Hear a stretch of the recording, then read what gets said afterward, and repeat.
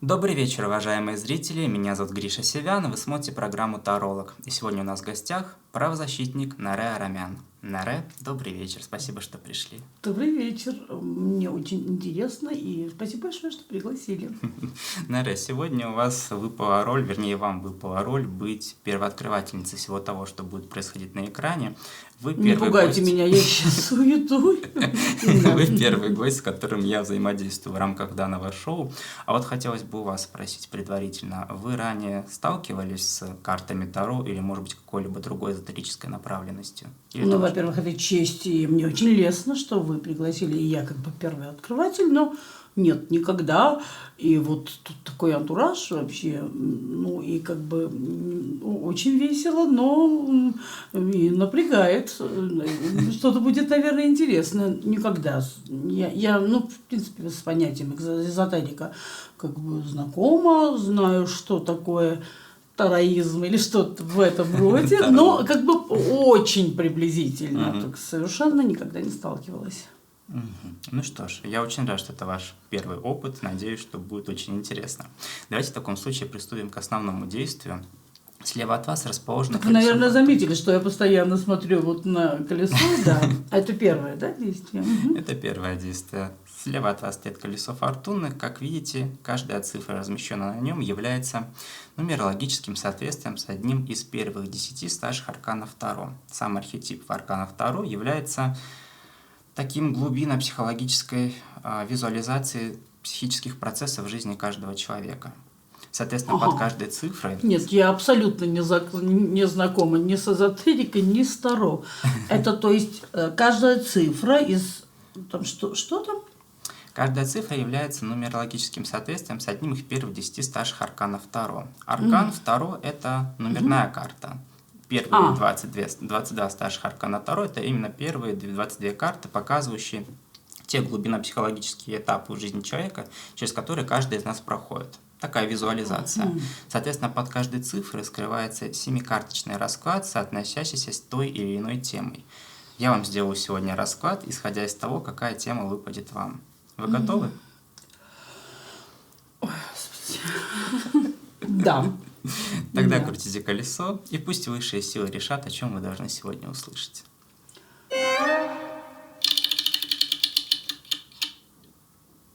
Четверка. Это отлично, потому что все как бы четверки, восьмерки, шестерки и двойки – это мои цифры. Уже хорошо, уже мне нравится. С вами решили сегодня поговорить ваши предки, потому что четверка является нумерологическим соответствием четвертого старшего аркана «Император». Император, одним из его ключевых значений является слово «системность». То есть, когда ты хочешь все в своей жизни упорядочить таким образом, чтобы в ней не было места хаосу, и, соответственно, процесс можно было легко контролировать. Именно поэтому в негативе очень часто император становится символом авторитаризма, строгой иерархии и мужского деспотизма. В природе мы можем наблюдать аналогичную систему, как система деревьев, которые подпитывают друг друга. В оккультизме и эзотерике аналогом ее считается родовая система.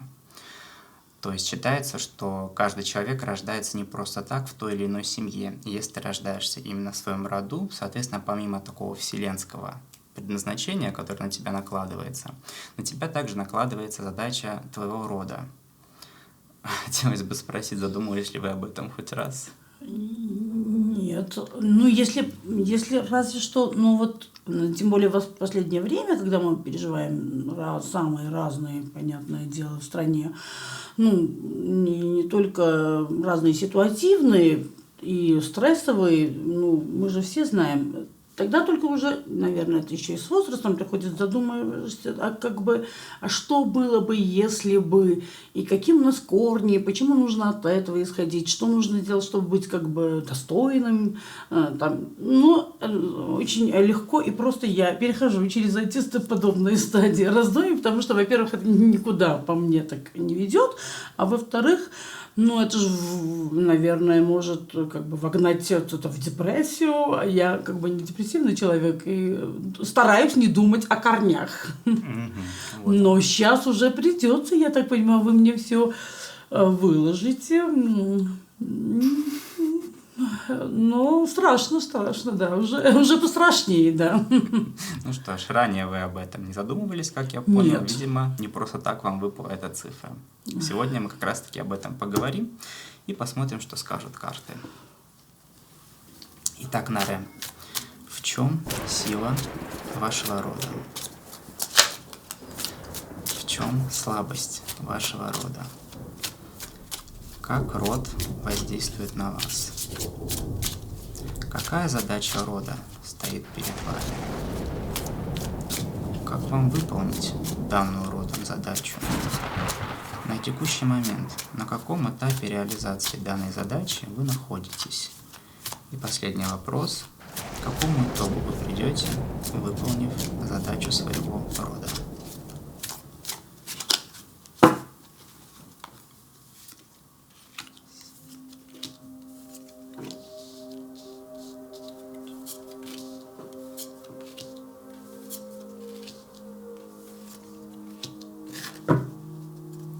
Итак, что у нас здесь получилось?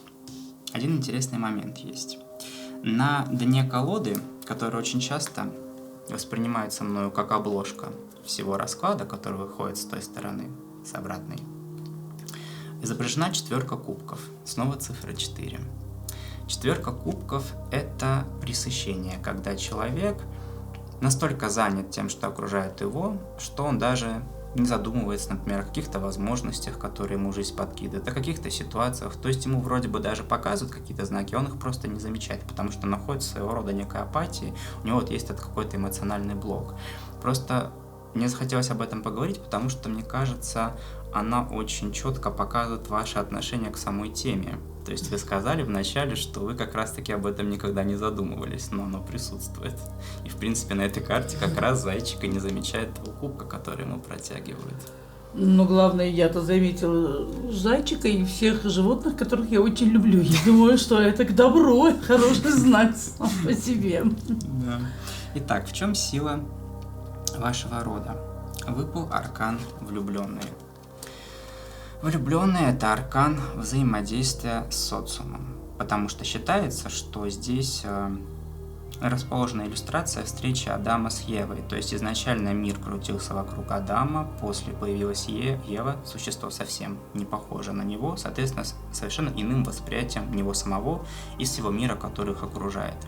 И считается, что влюбленный – это карта, говорящая о том, что человек встречается с кем-то, чьи мнения могут разделяться, и чаще всего карта именно говорит о партнерстве, именно о том, что люди могут найти общий язык с самыми разными слоями общества, с самыми разными людьми, с совершенно разным мировоззрением, и всегда, в общем-то, присутствует вот это вот, не то чтобы даже толерантность, скорее принятие того, что люди все вокруг не похожи, соответственно, с ними можно как-то взаимодействовать и находить общий язык. То есть это то, что присутствовало в ваших карнях всегда и передалось вам. Это именно ваша сильная сторона. Как вы можете это прокомментировать? Ну, во-первых, это очень интересно. Я никогда не смотрела на разные ситуации с этой точки зрения. И это очень интересно, что это можно увидеть или понять, или посмотреть иначе на такие вопросы. Ну, конечно, у меня, свои представления обо всем об этом, но понятное дело, что аксиома человек-животное в социуме, и что нужно обязательно социализироваться, и что наиглавнейшая роль человека – это именно работать во благо общества и оставить такой след, чтобы было понятно, что ты всегда должен будешь помогать людям. Да. Но это, наверное, самое главное для меня. И может в этом есть именно некое такое восприятие самого общества, что люди, во-первых, действительно, они не хорошие, не плохие, они просто разные. И нужно понимать, что так оно и будет, от этого ничего не изменится, и это абсолютно не зависит ни от твоих подходов и так далее. Но что нужно обязательно находить гармонию. И да, в этом смысле также и толерантность, то есть восприятие людей такими, какие они есть. И тогда уже начинается проясняться общая ситуация, и ты воспринимаешь людей так же, иначе, начинаешь иначе к ним относиться, ну, можно сказать, даже лучше. Ну, лучше это не про меня, добрее я, конечно, не стану, это ха-ха, но как бы все равно ты иначе начинаешь воспринимать и окружающую среду, и людей в ней, и все, что связано, ну, с обществом в целом. Так что я жду уже вашего следующего прогноза, диагноза, скажем так. То есть правильно понимаю, что у вас получается именно то, о чем говорит эта карта? Вы находите общий язык. Да. Отлично. Причем без разницы, кто они, какого пола, национальности, там, какого мировоззрения. Со всеми можно найти общий язык. Прекрасно, что вы это осознаете. Идем дальше. В чем слабость вашего рода? Здесь выпала шестерка пентаклей. Шестерка пентаклей является, кстати, проекцией шестого старшего аркана, влюбленные, потому что считается, что младшие арканы, они все номерные тоже, и они являются своего рода повторением, но с определенными оттенками той темы, о которой рассказывает старший аркан. Мы сейчас поняли, что шестерка среди старших арканов говорит о социализации, о том, что человеку удается найти общий язык с другими людьми. Шестерка пентаклей больше опирается в сферу материальную, то есть именно в плане слабости, если учесть, что шестерка пентаклей выпадает, когда речь идет о том, что человек получает какую-то поддержку материальную со стороны других людей, то здесь шестерка пентаклей, к сожалению, выпадает в минусе. То есть слабость вашего рода на основе этой карты состоит в том, что как будто бы вот этой вот помощи именно материальной, он не получал ваш род. И это как-то вот откладывается в том числе и на вашу жизнь. То есть всегда приходится как будто бы самостоятельно зубами и когтями вырывать свое место под солнцем, в материальном, конечно же, плане, самостоятельно зарабатывать деньги, то есть никто тебе на золотом блюдечке ничего не приносит. Ну и слава богу, потому что люди сами должны зарабатывать на жизнь и как бы и бороться в этой жизни, и в том числе и за материальные блага. Конечно, мне как бы не очень приходилось бороться. Я в этом смысле не очень хороший пример, потому что мне как бы, понятное дело, семье давалось, и давалось все материальное, во всяком случае, легко, но понятно, да, и родственники, и ближайшая родня, и моя семья, они никогда не получали ни от кого ничего в материальном плане, и все доставалось им тяжким трудом, и ежедневным, каждодневным, и я этому рада, потому что это лучший пример, который мне также подавали на протяжении всей моей жизни, и очень надеюсь, что я как бы тоже стану таким человеком, пока таким человеком я не являюсь. Интересно, вы сказали, что вы не являетесь таким человеком. Я так понимаю, вы находитесь в процессе, потому что следующий вопрос у нас звучит как именно род воздействует на вашу жизнь, исходя из его слабых и сильных сторон. И здесь выпала восьмерка пентаклей, как раз-таки карта работы. Потому что на карте изображен лисенок, который оттачивает свои навыки. Считается, что восьмерке пентаклей предшествует семерка пентаклей, где мы получаем какие-то первые плоды нашего труда, мы не совсем ими довольны, и мы хотим улучшить свои навыки. Соответственно, дальше мы работаем только на улучшение этого всего. И род, получается, воздействует на вас таким образом, что вы, получается, сами работаете, вы сказали, что вы даже этому очень рады, и вы находитесь в этом процессе, в процессе именно реализации своей собственной, и в процессе именно создания вокруг себя прочной базы. А потом мы станем очень богатыми людьми. Все зависит от нас, но хочу сразу сказать, следующая карта после восьмерки пентаклей, девятка пентаклей, где как раз-таки человек расслабляется, и он заработал благодаря восьмерке пентаклей своим заложенным сюда трудам, и может расслабиться и, в общем-то, вкушать плоды своего труда. Мне эта карта очень понравилась. Во-первых, потому что там цифра 8, она моя цифра. Там просто изумительный лисенок. А самое главное, что это про то, что нужно работать над собой, нужно совершенствоваться. А, по-моему, это, еще одна аксиома уже философская, что любовь – это стремление к целостности, а то, что делает нам целостным, мы никогда таковыми не станем, но работать над этим нужно. Мне все больше и больше нравится. Мне очень людей к вам буду направлять. Вы их будете пугать, мне так будет все радостно, думаю. Спасибо. Итак, следующий вопрос. Какая задача рода стоит перед вами? И тут хочу сказать, что случился полный резонанс всего того, что мы сказали ранее, потому что выпал старший аркан маг. Маг – это именно идея о реализации, потому что маг вообще это символ уверенности в себе и в своих силах. Это архетип активной мужской энергии, которой ничего не страшно, которая вот реально уверена в своих силах, и она реализует полностью сама себя, личность имеется в виду, то есть свои желания, все, в общем-то, то, о чем оно желает. Извиняюсь за тавтологию, но это именно об этом и говорится по этой карте. И учитывая то, что ранее было сказано, 6 пентаклей, влюбленные, 8 пентаклей, мы говорили о том, что нужно много работать. Так вот, для того, чтобы реализовываться, и чтобы был в первую очередь ресурс на это, нужно в каком-то смысле быть магом. И вот здесь как раз-таки и случился вот этот вот резонанс, про который я ранее говорил, потому что вы сказали, что в семье все доставалось сложным трудом, и вы даже этому рады в каком-то смысле. И задача рода, она в этом и состоит, что вы, своего рода маги, получается, те, кто сами куют свое счастье. Вот такая вот задача стоит перед вами. Я абсолютно уверена, что мои родители сейчас смотрят передачу, и обязательно они поймут, что нет, извиняюсь, они являются вот такими очень интересными людьми. Да, но я хочу только понять, это значит, что нам нужно продолжать в том же духе или нужно что-то поменять в жизни? Потому что если на нас есть определенный не только отпечаток, но и еще и обязанность продолжать что-то в роду, потому что только так же усиливается и жизненный путь, и как называется, судьба. То есть мы должны продолжать в том же духе, как мы начали, и как вот сложновато получается. То есть остается эта ответственность на мне, да? Получается, что да. То есть я не могу не возразить и не... Ага. Это своего рода программа. Мы сейчас, безусловно, обсудим другие вопросы, которые здесь выпали.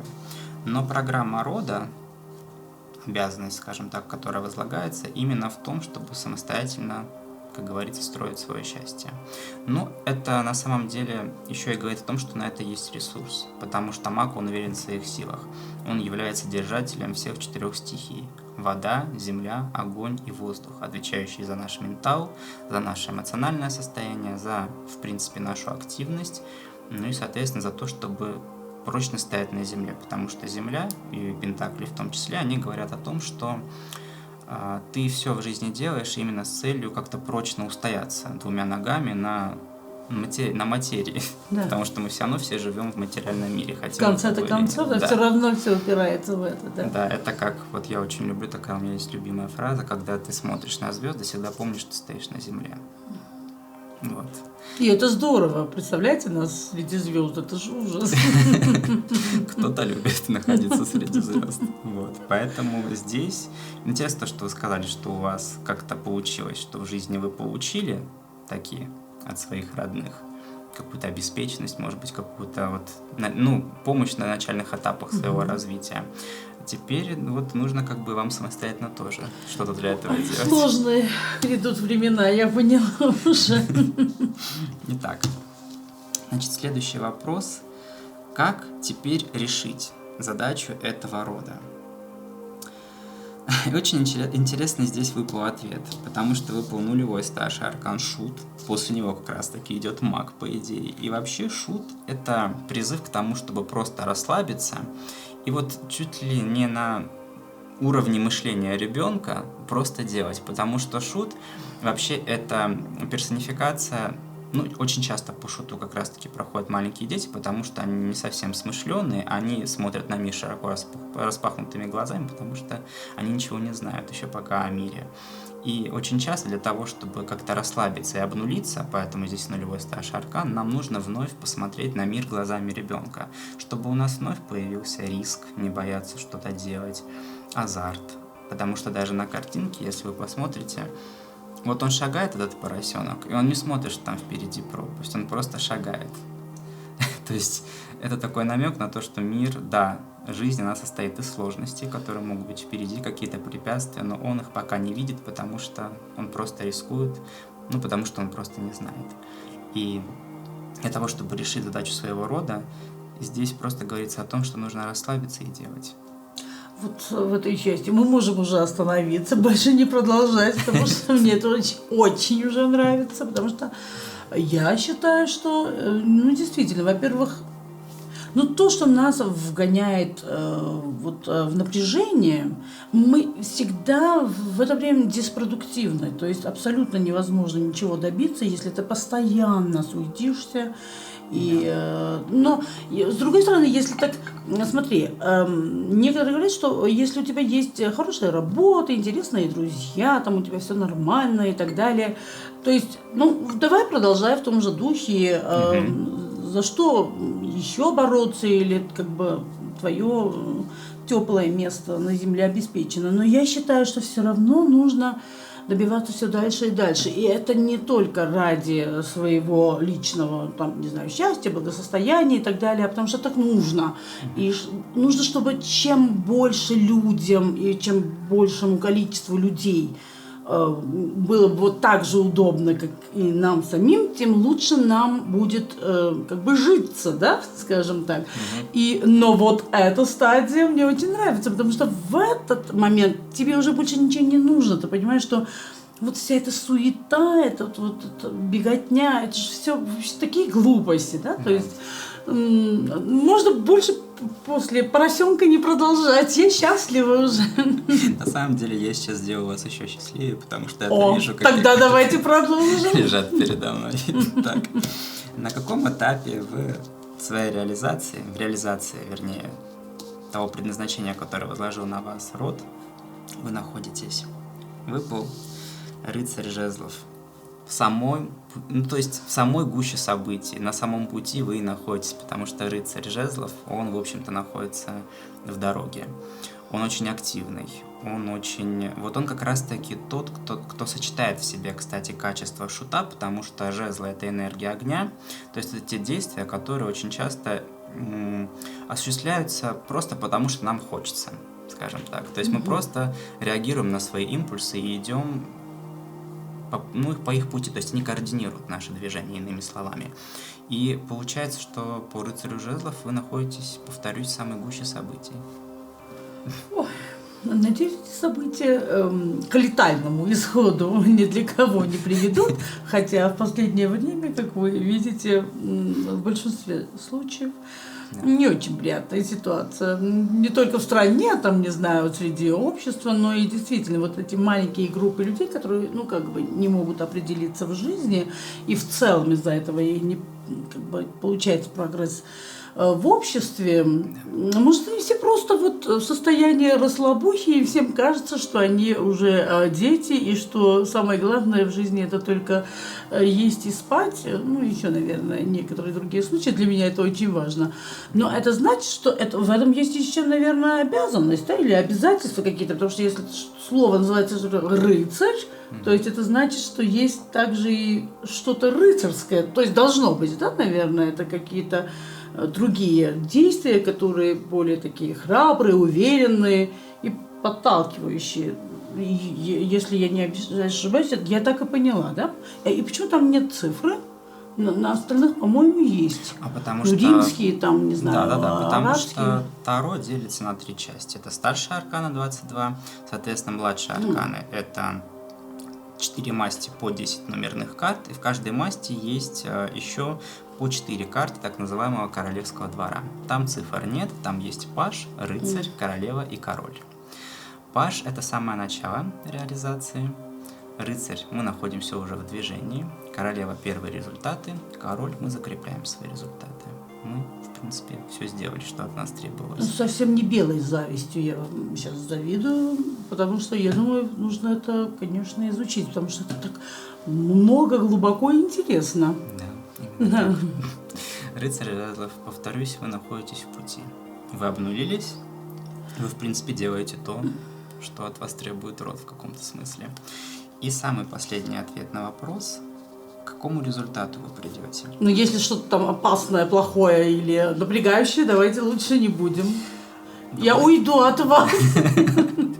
Не бойтесь. Всех остальных я к вам направлю. Я вам скажу, что я сделаю вас счастливее, поэтому результат, к которому вы по итогу придете, двойка кубков. Двойка кубков считается арканом слияния. Мужского и женского, но это в самом таком базовом понимании, если мы, конечно же, делаем расклад на отношения, но, конечно, все в психологии намного глубже. Двойка кубков – это именно слияние, в принципе, гармония. Это примирение каких-то сторон тебя самого, которые, возможно, на каком-то этапе, даже сейчас, с друг другом не соприкасаются. Свет и тьма, добро и зло, мужское и женское, потому что даже Юнг считал, что независимо от биологического пола, в каждом из нас есть как мужское и женское. Желательно, чтобы они все вместе гармонично слились в одно целое. Желательно ключевое слово, конечно. Да. Чтобы мы были целостной личностью. Ну, естественно, аркан эмоционального наполнения. То есть, когда мы полны сил, нам хорошо, мы в целом расслаблены. И, конечно же, здесь речь идет о том, что вы по итогу приходите именно вот к целостности личности, к целостному пониманию самого себя, самой себя. Придем ли мы? Это же очень сложно, когда думаешь обо всем об этом, да? То есть, потому что же внутри же ты понимаешь, что ты гораздо как бы глубже, гораздо, ну, сложно сказать, мудрее, но как бы стремление к как бы мудрости всегда бывает. То есть больше научиться, больше узнать, больше поэкспериментировать, понять. Но это очень сложно. То есть, но всегда стараешься не думать об этом. Это же понятное дело. И я почему-то, я так в восторге, потому что там все, абсолютно все мои циферки, двойки, четверки, восьмерки, нули. Кстати, 0, как ни странно, для меня тоже цифра, как 2, 4 и так далее. Но насчет гармонии, я как раз я считаю, что вот этого нам и не хватает в мире. И это все из-за людей, в смысле из-за человека. Потому что все остальное без человека есть абсолютная гармония. То бишь стремление вот ко всему этому, это лучшее, что может произойти, это уничтожение всего человечества. Это радикально. Мне, конечно, абсолютно не как весело мне, потому что я бы поглядела, как все умрут, но кроме меня, конечно. Но в смысле, нет, но это очень сложно, потому что когда ты понимаешь, что действительно именно человек и именно разные ситуации, в которые попадает человек, и в которые попадает и не может никак выбраться, толкают того же человека на абсолютно бесчеловеческие поступки, и ты видишь, что абсолютно никогда гармонии не бывает. То есть не может такого быть. Но, конечно, это то, к чему мы все должны стремиться. Так что я очень надеюсь, что будем лучшим примером. Да, конечно, потому что сложно, да. Для того, чтобы требовать гармонию от остальных, мне кажется, нужно в первую очередь прийти к этой гармонии внутри себя самого. Но у вас есть все шансы к этому. Ну и быть истеричкой тоже не очень легко. Но если это первые шаги к гармонии, то я, наверное, пути. Все верно, потому что истеричка – это ведь тоже своего рода, ну, может быть, теневая сторона нашей личности. Но если можно с ней подружиться и как-то в правильное русло ее выводить, то это тоже будет признаком целостности. Нара, я очень рад, что вы сегодня пришли. Я очень рад, что мы с вами так поговорили. Приятно. И я очень надеюсь, что данный расклад произвел на вас как впечатление, так и положительно отразится в целом на вашем самочувствии и на вашей жизни. Вы знаете, я не часто прихожу в восторг, потому что уже мало чем можно восторгаться после 40. Много как бы уже опыта, но это действительно восторгает. Почему? Потому что это интересно, этим нужно заниматься. Я вам буду мешать. Я приду к вам и буду спрашивать обо всем, потому что я представляю, если вот столько карт тут и вот такое колесо, а что может потом выпасть, и что интересного, ну, как бы, интересного можно еще узнать много и много. Так что я очень рада, я премного вам благодарна за то, что вы меня пригласили. Надеюсь, ну, конечно, вам еще долго придется работать со всеми, но я также буду не только первым, но и текущим, и последним вашим обязательным гостем. Спасибо вам большое. Вы смотрели программу «Таролог». Я ее ведущий Гриша Севян.